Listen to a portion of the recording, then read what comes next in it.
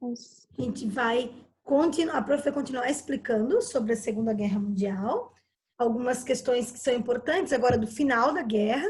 Nós já falamos da primeira fase do conflito, né, onde a Alemanha tinha hegemonia. Falamos em 1941, que é o fim do Tratado de Não Agressão e o ataque a Pearl Harbor, o equilíbrio das forças.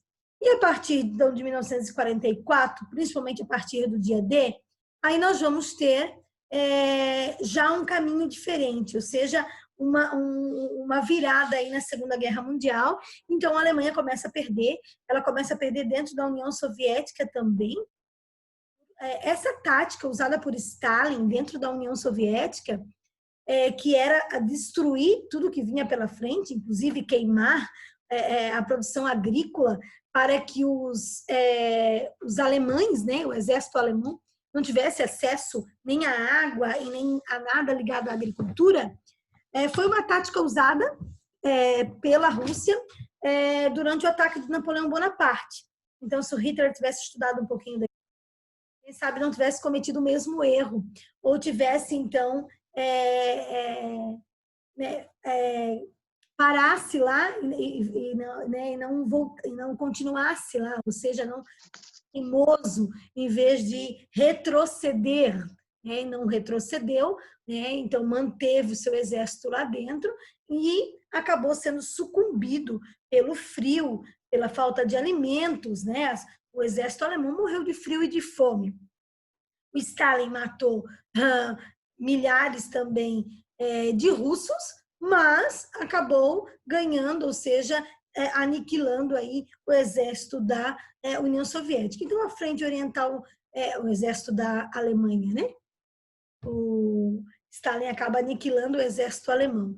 Então, essa frente oriental, essa frente na União Soviética começa a perder, e nós vamos ter o dia D, que é muito importante na Normandia, ou seja, a libertação da França do domínio alemão também. Eu trouxe para vocês, eu vou compartilhar minha tela falando sobre o dia D e depois algumas coisas sobre a Segunda Guerra Mundial, dessas questões políticas, finalização, final da Segunda Guerra Mundial, e depois nós vamos fazer uma aula especificamente só para falar do Holocausto, que foi uma prática utilizada pela Alemanha durante a Segunda Guerra Mundial. Mas a gente vai fazer uma aula só sobre esse tema. Então, agora deixa eu compartilhar minha tela com vocês. Primeiro do dia D aqui.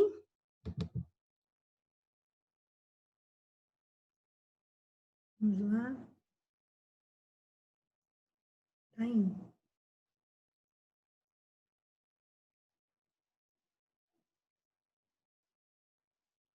Acho que foi, né, gente? Tá indo? Tá indo, ela tá devagar, devagar e sempre. Aqui para mim ela já abriu. Abriu para mim. Abriu. Abriu, gente? Para vocês? Às vezes é um pouco aqui. Vou ver aqui, ficou. Vamos lá. Pronto. Deu, né, gente? Abriu aí para vocês, tudo certo? Uhum. Tudo ok? Então, vamos lá. Então, o dia D, como eu disse para vocês, só retomando, né? Foi a maior operação militar aeronaval da história. Né? Então, olha a quantidade, né, de embarcações, aviões, navios e homens, né, aqui no litoral da França, da Normandia, para libertar a França do domínio alemão. Né? Olha só, então, 6 de junho de 1944, dia D, deu-se a maior operação aeronaval da história, com participação dos exércitos dos Estados Unidos, da Grã-Bretanha e do Canadá, certo? Nas praias aí da Normandia. Então, aqui vai ter o número, né? 14.200 barcos, protegidos por 600 navios, milhares de aviões, asseguraram uma sólida cabeça de praia no litoral francês e dali partiram para expulsar os nazistas de Paris. E em seguida marcharam em direção à fronteira da Alemanha. Era o primórdio do colapso final do Terceiro Reich. Ou seja, a partir do dia D, Então, nós temos aí uma baliza cronológica. A partir do dia D, nós temos aí a decadência, né, desse grande império, o colapso desse terceiro Reich aí, alemão, né?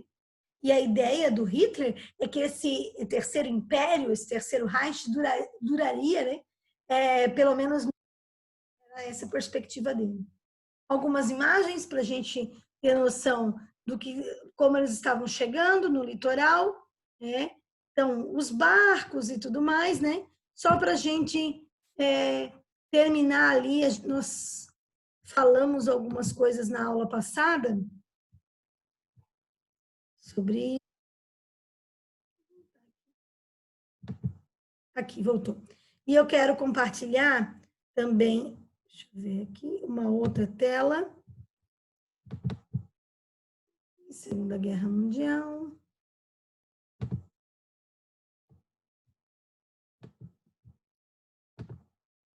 Retomando algumas coisas com vocês, né, para a gente finalizar essa parte política, econômica, que é importante. Então, Segunda Guerra Mundial, 39 a 45, nós temos, de um lado, os países do eixo, né, Japão, Alemanha e Itália, e do outro lado, os aliados, o Reino Unido e a França, no primeiro momento. E em 1941, nós vamos ter, em 1941, então, a entrada dos Estados Unidos, ataque a Pearl Harbor, e União Soviética, fim do Tratado de Não Agressão. O Brasil, durante a Segunda Guerra Mundial, ficou posicionado do lado dos aliados. E no Brasil tem uma situação muito interessante. Vai ter a participação da FEB, que é a Força Expedicionária Brasileira, tá? Muito respeitada, principalmente no seu retorno com o fim da Segunda Guerra Mundial. Mas o que tem que ficar claro? Que no primeiro momento, quem estava no poder no Brasil era Getúlio Vargas, correto? E Getúlio, no primeiro momento, ele é alinhado aí com a Alemanha. Então, tinha um alinhamento ideológico com o país alemão.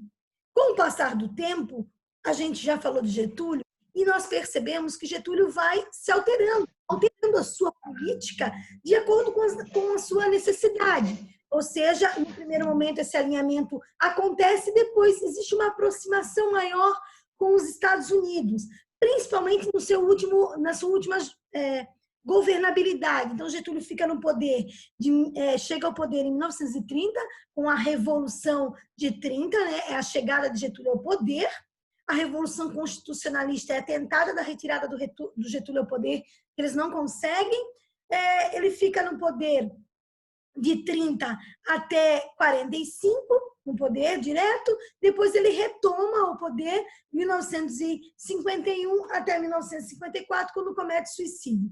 Já no período da Segunda Guerra Mundial, tem dois posicionamentos. Primeiramente, por exemplo, que é bem interessante, a gente vai ter a história da Olga Benário, tem até um filme brasileiro chamado Olga Benário. Ela era esposa do Luiz Carlos Prestes, né? O Luiz Carlos Prestes era um defensor da ideologia socialista e a Olga também. Então, ela teve todo um treinamento militar lá na União Soviética. Eles vieram disfarçados para o Brasil, para aqui no nosso país. E o que acontece? Havia uma perseguição às ideologias socialistas, não somente na Alemanha, como na Itália, né? Havia esse medo. Também no Brasil, Getúlio perseguia a ideologia socialista. O Luiz Carlos Prestes foi preso e a Olga, ela era judia, né? Então, o que o Getúlio fez? Ele mandou ela de volta para a Alemanha. Ele tem uma frase que é célebre do Getúlio. Quando ele leva ela, quando ele chega no porto, em que ela vai para a Alemanha, ele fala que está mandando um presente para o Hitler. Ou seja, ela vai direto para um campo de concentração, porque ela era judia e havia, dentro da Alemanha, toda uma perseguição aos judeus e foram levados aos campos de concentração. Ela morre num campo, ela está grávida, mas ela tem a menina, né? Mas ela acaba morrendo no campo de concentração. O Brasil, então, tem esse alinhamento com a Alemanha, só que o que acontece? O Brasil era um lugar estratégico, então estava sendo namorado não só pela Alemanha, como pelos Estados Unidos também. tá? Então, começa a haver um distanciamento do Getúlio Vargas da ideologia e da Alemanha e uma aproximação dele com os Estados Unidos. Inclusive, vai haver um movimento no Brasil muito forte, porque quando ele começa a se aproximar dos Estados Unidos, e os Estados Unidos têm um discurso, né, antinazista, de libertar o mundo do nazismo, né, cria a figura do Capitão América, né, o Capitão América é criado no contexto da Segunda Guerra Mundial, a primeira tiragem do Capitão América, da revista. Eu sei, a capa da revista ele socando Hitler. Isso mesmo, então está dando um soco no Hitler, o Capitão América, porque ele vai libertar o mundo do nazismo. É um discurso, né, gente?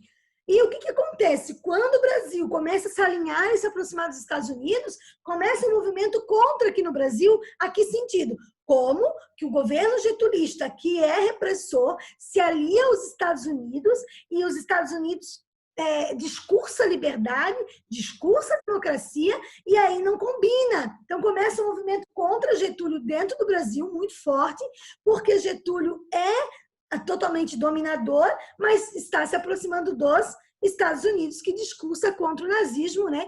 Que discursa liberdade e democracia.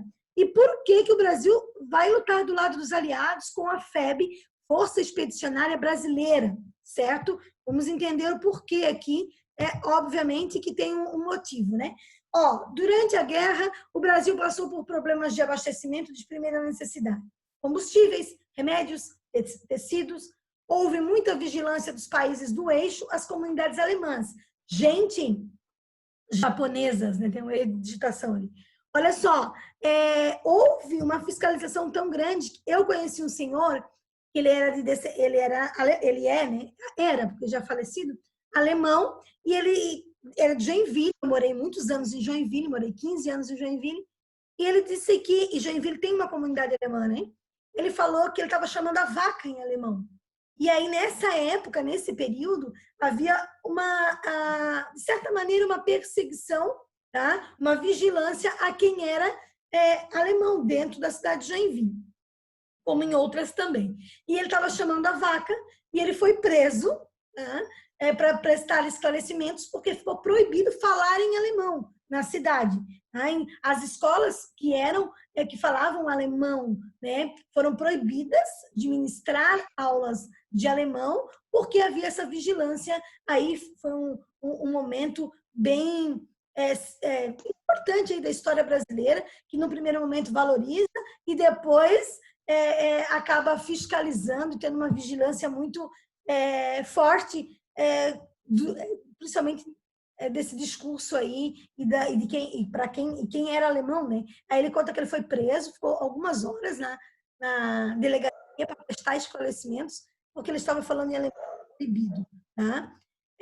Então, o que acontece? Acontece uma vigilância a todo mundo que é descendente de alemães, italianos ou japoneses no nosso país. Lembrando que o nosso país é um país de berço multiétnico, gente. Então, durante o século XIX, nós tivemos uma imigração muito forte alemã, italiana, para trabalhar nas lavouras de café. No sul do Brasil, isso é mais presente ainda, porque aqui o objetivo era colonizar, então havia uma política governamental para trazer imigrantes europeus para o Brasil, para o sul do Brasil, para colonizar o sul do Brasil, e aí vieram italianos, alemães, noruegueses, né? Franceses, enfim, dinamarqueses, né? Mas aí nós temos uma presença muito aqui no sul do Brasil de alemães, italianos, também colônias japonesas aqui em Santa Catarina e açorianos, né? Portugueses também. Vamos lá. O que os Estados Unidos ofereceu para o Brasil? Um empréstimo. Olha aí, novamente, né? Um empréstimo ao Brasil de 20 milhões, certo? Emprestaria 20 milhões para o Brasil, 20 milhões de dólares, né?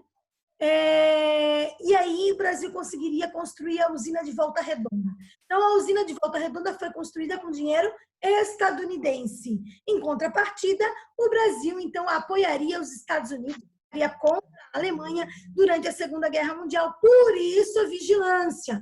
Enquanto o Brasil não se posiciona durante a Segunda Guerra Mundial, beleza. A partir do momento que ele se alinha aos Estados Unidos, pega esse dinheiro emprestado, né? e constrói a usina de Volta Redonda, começa aí uma fiscalização eminente a todos que são alemães aqui no nosso país. Aqui alguns desfiles, isso era muito comum, tá? Vai continuar durante a Guerra Fria, tá? Mas a ideia de mostrar o desenvolvimento militarista, principalmente alemão, isso era muito forte. Tá? Algumas imagens do conflito agora. Essa imagem aqui é do dia D, tá? É a chegada na Normandia. Aqui uma junção, né, de imagens.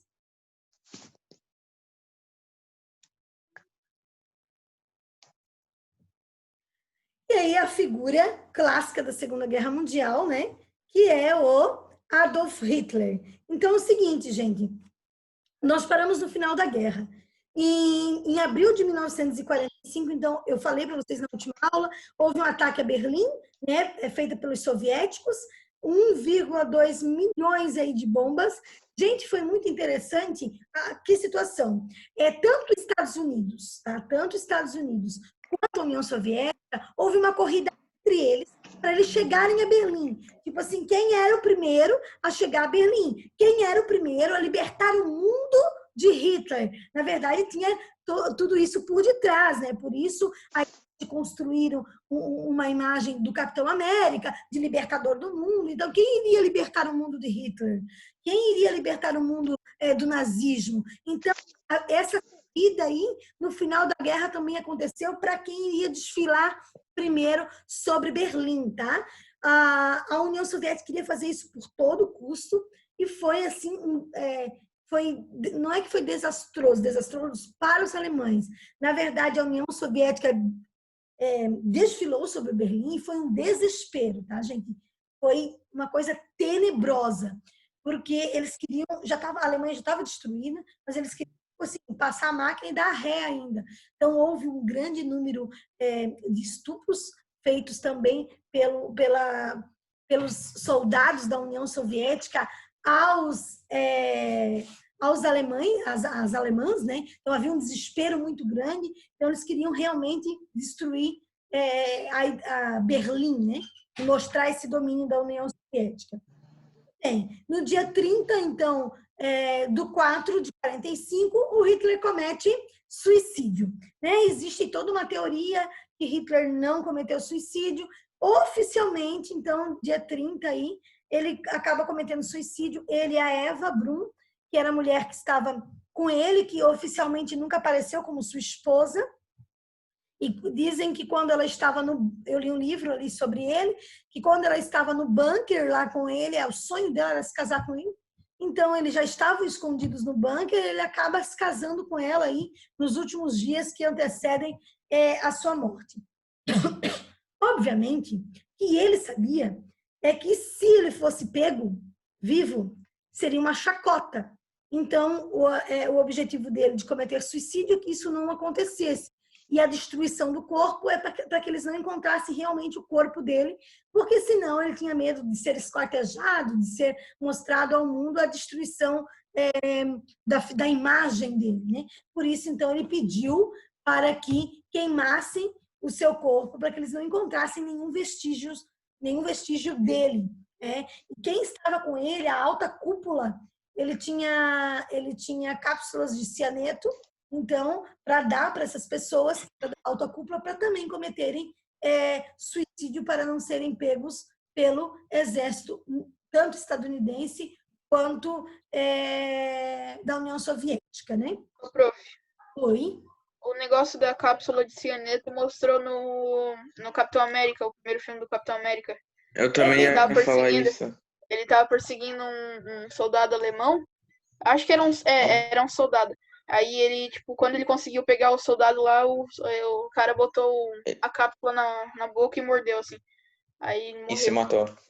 Isso mesmo. Então, o objetivo, isso foi bem divulgado por Hitler, né? Por exemplo, assim, né?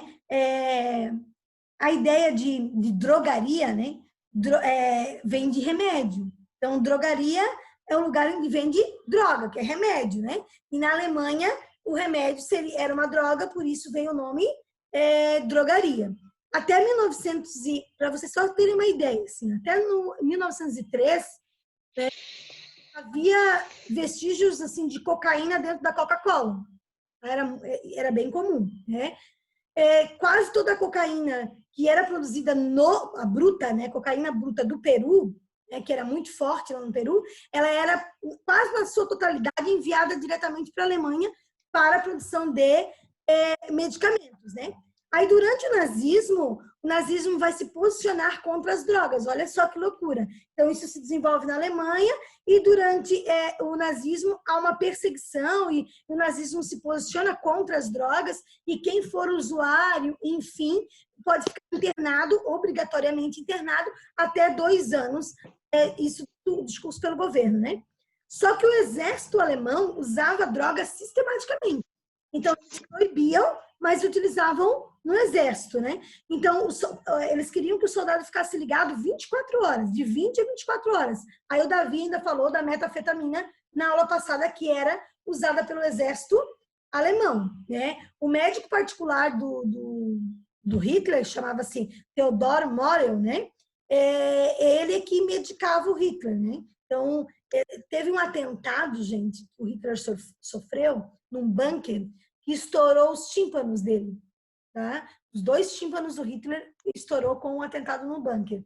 Então, ele usou cocaína sistematicamente por 75 dias, por conta da dor dos tímpanos terem estourado, né? Então, Mas o tímpano regenera depois de um tempo, então. aí ele usou sistematicamente cocaína por 75 dias, né? E ele a gente chama ele de politoxicomano, ou seja, dependente de várias drogas. Ele se medicava muito e usava vários tipos de medicamento, tá? Vários tipos de droga ele utilizava, né? Durante aí esse período e para poder se manter também, né? Porque imagina a pressão dele também, enquanto líder de um país como a Alemanha, e aí para ele conseguir ficar também ligado em muitas horas de trabalho, dormia muito pouco, tá? Ele era um dependente de várias drogas, dependente químico, né? Muito bem, então, olha só, dia 2/5 de 1945 é a rendição alemã. A Alemanha vai se render. No entanto, todavia, o Japão não se rende, gente. Tá? Olha aqui o Hitler.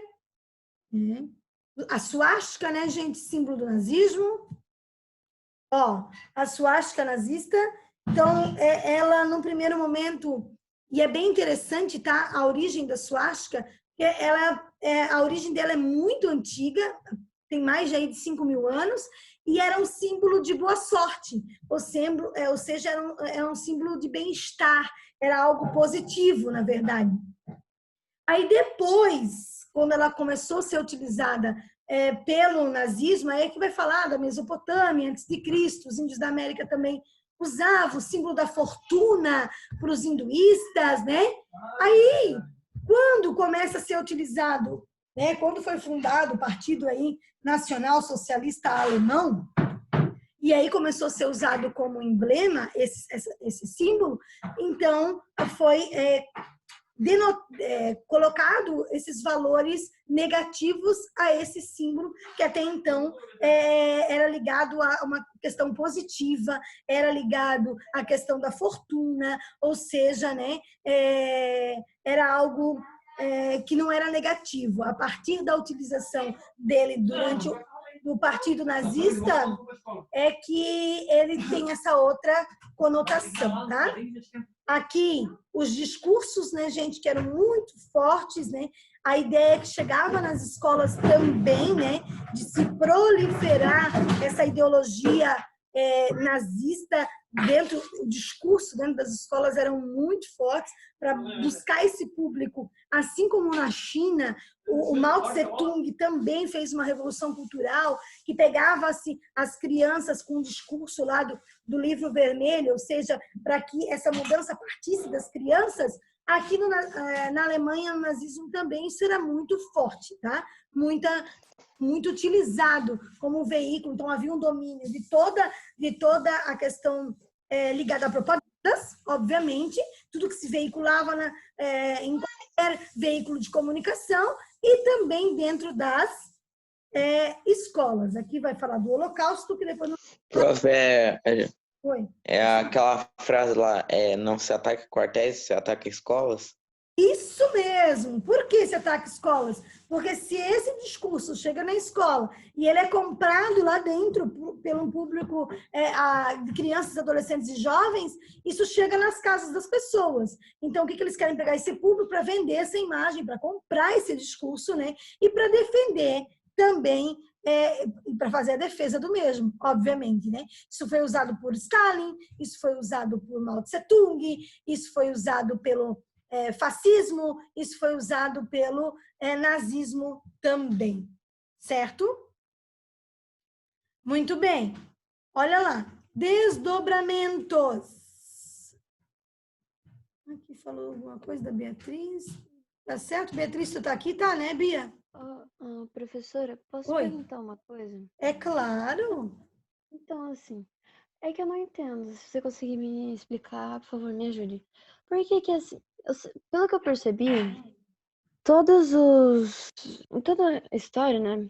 O Brasil sempre se pôs neutro, assim, em tudo, porque ele, tipo, tem os seus próprios problemas e não vai ficar se metendo no problema dos outros. Mesmo que a gente tenha que viver em comunidade, digamos assim, isso é legal. Mas o que acontece? Por que que o Brasil diz que é neutro, mas só que às vezes implanta algumas regras, assim, meio que acabam dando uma xenofobia, assim, para pessoas de fora? Sendo que o Brasil é tão aberto. Ah, tá. Então, assim, é bem incoerente, né? Pensar que o nosso país, Bia, ele é um país multiétnico, né? É um país em que a diversidade cultural é gigantesca desde a sua formação, inúmeros povos indígenas, depois a chegada dos portugueses, posteriormente a chegada dos africanos, no século XIX, uma política de imigração, então, para trazer os europeus para cá, aí vem uma grande massa de italianos para trabalhar no Rio e São Paulo, no café, mas para colonizar o sul do Brasil, vieram italianos, vieram alemães, né? Vieram japoneses, e depois da Segunda Guerra Mundial, também o Brasil recebeu inúmeros judeus, tá? Existe uma comunidade judaica bem forte em Curitiba, por isso que em Curitiba tem o Museu do Holocausto, inclusive, também. Então, o Brasil é um país realmente aberto à chegada dos estrangeiros. Nós não temos nenhuma política clara ou nenhum tipo de política que, vamos dizer assim, que proíba ou que faça, que vá coibir a chegada de estrangeiros no nosso país, né? Então, nós recebemos muitos haitianos, nós recebemos muitos africanos, né? Muitos senegaleses, né? Historicamente no nosso país. No entanto, Bia, a gente tem que entender que há a questão do governo, o alinhamento do governo e a proximidade do governo a alguns países. No caso da Segunda Guerra Mundial, o que aconteceu? No primeiro momento, o Getúlio Vargas, ele tinha um alinhamento com Hitler, um alinhamento ideológico, bem claro.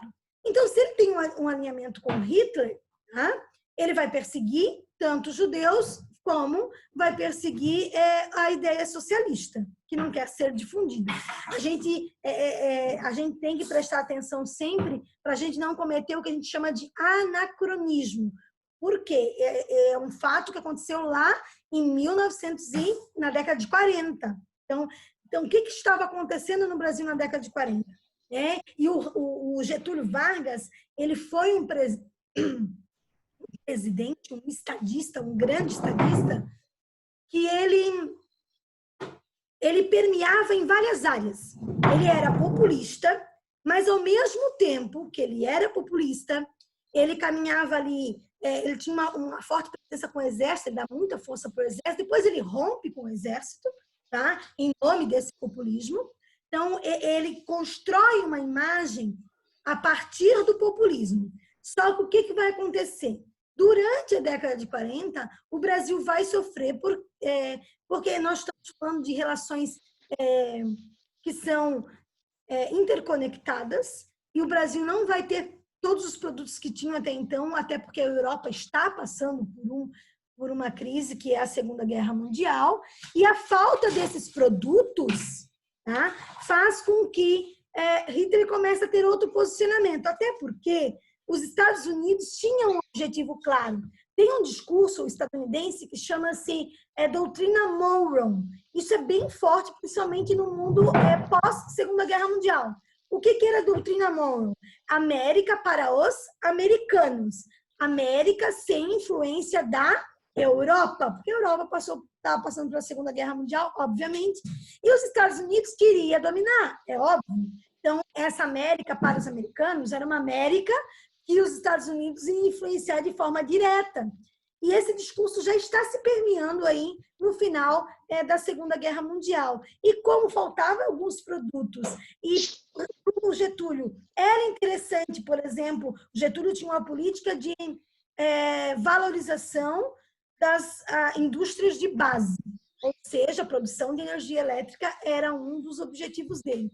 E percebeu que no empréstimo estadunidense ele teria dinheiro para fazer o que ele não conseguiria fazer de outra maneira. A Alemanha também está namorando o Brasil nesse quesito, assim, de oferecer algumas situações para o Brasil, mas o que os Estados Unidos oferece é melhor do que o que a Alemanha oferece. Então, o Getúlio vai se aproximar dos Estados Unidos. E se aproximando dos Estados Unidos, para os Estados Unidos perceberem esse forte alinhamento, eu estou contigo, eu fechei contigo. Como eu fechei contigo, há uma perseguição, então, principalmente aos alemães, tá? E as escolas que são alemãs, então elas são fechadas, porque a partir do Agora não dá, Dani. eu estou alinhado com os Estados Unidos, eu tenho que me mostrar fortemente alinhado com eles, e aí, então, eu vou perseguir estes alemães. Apesar de que os alemães que estão aqui no Brasil não tem nada a ver, tá, gente, com o discurso de Hitler. Já não tem nada a ver com essa questão destinada do próprio governo de Hitler. Quem está aqui no Brasil é uma outra postura. No entanto, o governo tem que mostrar para os Estados Unidos esse alinhamento. Eu tenho que mostrar que eu estou alinhado. Por isso que eu vou fechar. Todas as escolas que são alemãs, em Joinville, eles fecharam. Todas as escolas alemãs, todos os centros de convivência alemãs foram fechados. Era proibido falar alemão, então quem era alemão tinha que aprender. A ideia nacionalista, sabe? O que vai permear aí? A valorização da nação brasileira. Então, eu não posso mais falar alemão. Eu tenho que falar português, porque eu estou num país que fala português. Então, eles não eram presos, mas as escolas foram fechadas e eles eram proibidos de se comunicarem, forçando, então, a ideia nacionalista de valorização da nação e de divulgação aí, principalmente da língua portuguesa. Os governos e o alinhamento dos governos, a política governamental, ela é muito importante para um país, tá? A gente pode estudar a história do nosso país somente através dos governos e dos seus alinhamentos políticos. Porque a gente fala que a política... eu não gosto de discutir política. A política ela é essencial, porque a partir da política, não é partidarismo político, né, gente? Política na sua essência. Ou seja, a partir da política, eu vou gerar políticas públicas, eu vou gerar incentivos, eu vou gerar mudanças na educação. Então, o governo, ele é um grande articulador.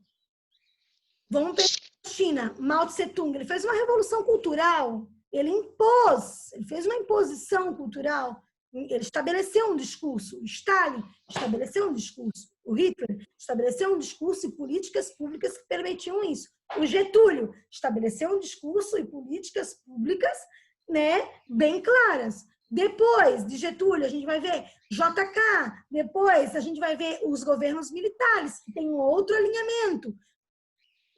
A chegada do Fernando Collor de Mello é outro tipo de alinhamento, é outro tipo de investimento no governo.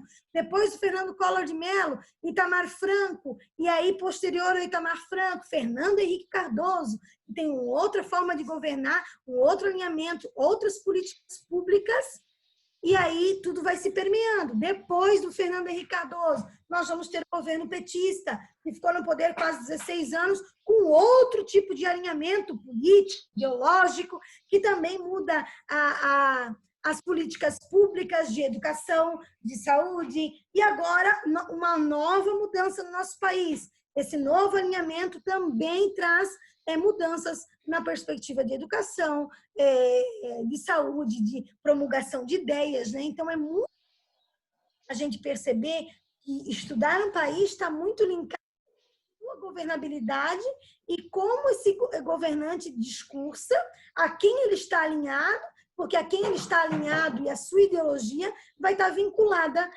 às suas práticas, às suas políticas públicas e às suas práticas culturais também. Certo? Professora, calma aí, só um minuto. Ah, não, certo. Então, mas a gente tem como mudar isso, né? Sim, porque nós vivemos numa democracia, né, Bia? Então, é muito importante vocês entenderem que vocês, não é chavão isso, é verdade, é verídico, né? Vocês são a mudança. Vocês são a mudança. Ou seja, quanto mais eu tenho um grupo de jovens que estudam, né, que tem uma perspectiva de estudar, de perceber o mundo à sua volta, de interferir no mundo à sua volta, de conseguir argumentar e defender suas ideias, isso é essencial. A pandemia mostrou hoje, no nosso país, que nós temos um verdadeiro abismo entre a educação pública e a educação pública e a educação privada. O acesso que esses alunos têm. Quanto mais conhecimento eu tenho, mais eu consigo dialogar, mais eu consigo argumentar, mais eu consigo me posicionar. Agora, para o governo, para qualquer governo, não é interessante pessoas que tenham argumentos. Porque é mais difícil de eu convencê-las. É mais difícil elas aceitarem o meu posicionamento. Então, olha a importância de vocês nesse processo. Nossa, minha também, né? Conseguir argumentar e defender as ideias que nós acreditamos para ter uma mudança política. Para ter já que nós vivemos um país democrático, para que a gente possa ter essa oportunidade de mudar, de nos posicionar. Então, é claro que pode mudar sim, eu acho que deve mudar. Né? E é muito importante, em qualquer governo, nós termos a oposição das ideias. O meu pensamento, ele pode e deve ser diferente do de vocês. E vocês respeitam o meu e eu devo respeitar o pensamento de vocês. Né? Para que juntos nós possamos construir um novo pensamento. Né? E ter algumas mudanças que são importantes. Certo. Obrigada. De nada. Gente, e o que tu acha sobre isso, Bia? Me fala um pouco. Agora que tu perguntou, eu fiquei curiosa o teu posicionamento. Ai, desculpa, é complicado. Posso falar mesmo? Claro. Tá, então, eu venho estudando um pouco, né? Assim, com o tempo, né? Tudo que a gente estuda